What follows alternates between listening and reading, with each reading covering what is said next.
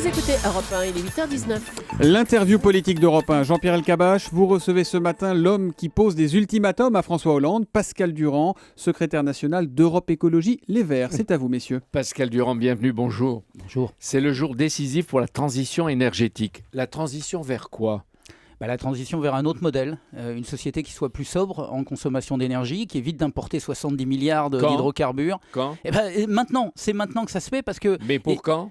Au moins sur les 15 prochaines années, c'est-à-dire qu'on a une vraie transition à mettre en place dans ce pays. Et c'est combien très elle coûtera important. la transition et à qui ? Et écoutez, elle va d'abord, moi il ne faut pas regarder en termes de coûts, combien elle va rapporter d'emplois, combien elle va permettre d'économiser, les précarités énergétiques, comment on va changer le modèle. Donc ça c'est un vrai gain, c'est pas un coût. Pascal Durand, le délai de 6 jours que vous aviez fixé au président de la République pour s'engager concrètement s'achève dans 3 heures. Il parle dans 3 heures.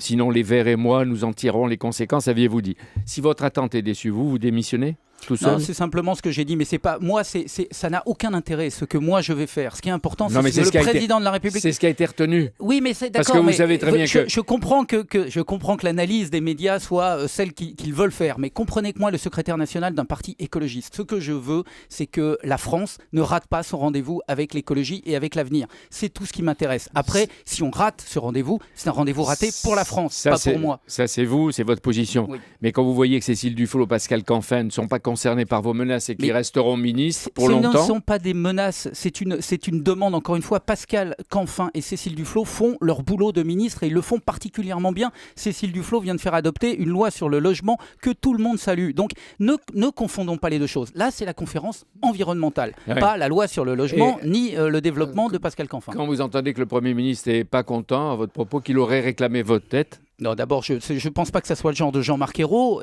Par ailleurs, qu'il ne soit pas content sur le fait que les écologistes, à un moment, lui disent « Écoutez, maintenant, vous nous étiez engagés sur des actes, faites-les ». Ça, je peux comprendre. Après, la forme peut déplaire. Mais ce qui compte, c'est le fond. Ce qui attend, encore une fois, c'est les actes. Le fond.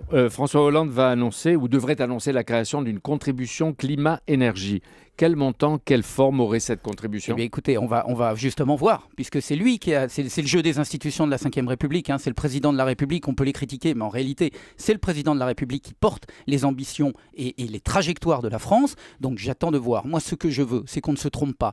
La fiscalité sur les pollutions, elle a vocation à remplacer la fiscalité sur le travail, la fiscalité qui porte atteinte aux ménages. Stabilité fiscale promise, mais on la peint en vert. Ça veut dire on compense. Non, on la peint pas en vert, on essaye tout simplement de faire payer les pollutions et de faire en sorte que la TVA, par exemple, pour les artisans, pour les travaux de rénovation, pour les transports collectifs, baisse. C'est-à-dire que ça, c'est une vraie réforme fiscale. On fait baisser ce qui est pas bon pour l'énergie et on fait monter ce qui pollue. Pascal Durand, vous disiez il y a quelques jours que pour les écologistes, le diesel était un marqueur. François Hollande vous a déjà dit qu'il n'augmentera pas en 2014 la fiscalité sur le diesel, mais qu'il va accorder un crédit d'impôt pour la rénovation thermique des logements. Est-ce que ça vous convient ? Le crédit d'impôt, il existe déjà, c'est le crédit d'impôt développement durable, il va l'améliorer, ça c'est très bien, ça ne suffit pas. C'est-à-dire que là, les enjeux qui sont posés à la France, encore une fois, sont des enjeux majeurs, on ne peut pas régler ça juste avec un crédit d'impôt. Il faut qu'on finance, je vous dis, sur les 10 ou 15 ans qui viennent, il faut qu'on finance les transitions dans ce pays. L'autorité de la sûreté nucléaire, qui ne sont pas des écologistes,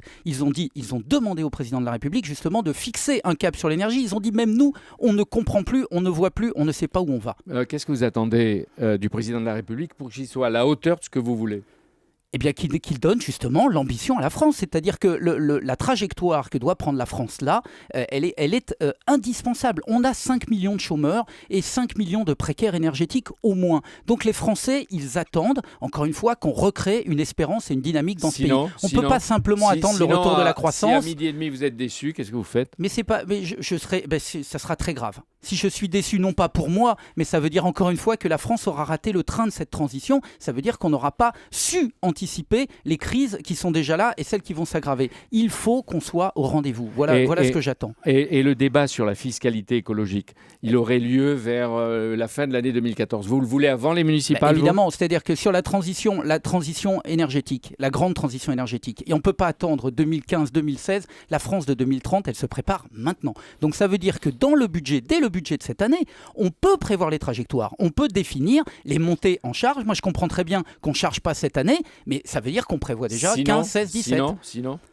Mais sinon, je répète encore une fois, c'est un rendez-vous raté. Je suis désolé, je peux vous le répéter 50 fois. Aujourd'hui et demain, 500 participants à cette conférence, mais il manque les producteurs d'électricité, GDF, Suez et surtout EDF, premier opérateur du monde. Qui n'en voulait pas?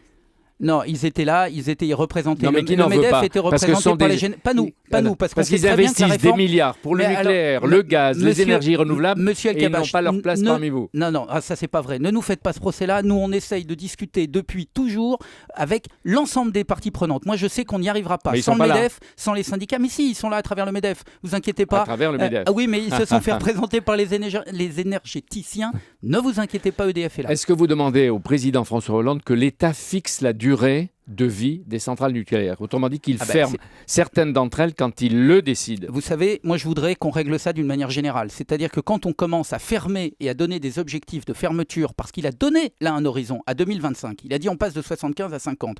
Donc il ne faut pas là définir les centrales qu'on va fermer, ça c'est le travail des techniciens et puis ça prend des années et il y a des emplois. Ça veut dire qu'il faut définir des objectifs de puissance, la puissance du nucléaire, la puissance des énergies renouvelables, mais surtout il faut créer en France une industrie du renouvelable. On a D'accord. 350 000 emplois Mais en Allemagne justement, créés c'est là-dessus. EDF et Nous, d'autres on en perd. qui investissent. Eh ben Est-ce oui, que mais vous c'est réclamez pas que toujours EDF. ici Il y a plein de petites entreprises, monsieur Elkabbach. Il y a plein de Sûr. PME qui veulent développer le photovoltaïque et ces supports-là. Donc aidons-les. Est-ce que vous réclamez ce matin la fermeture Non, moi, je d'ici à réclame- 2017 de Fessenheim? Non, mais ça, Fessenheim, c'était une annonce du président de la République, donc j'espère qu'elle va évidemment être tenue. Mais moi, je ne me focalise pas sur une fermeture. Je veux que l'on ait une vision globale. Voilà, globale. Deux choses. En Allemagne, les factures flambent. 30 centrales à charbon ne suffisent pas. Et elles polluent.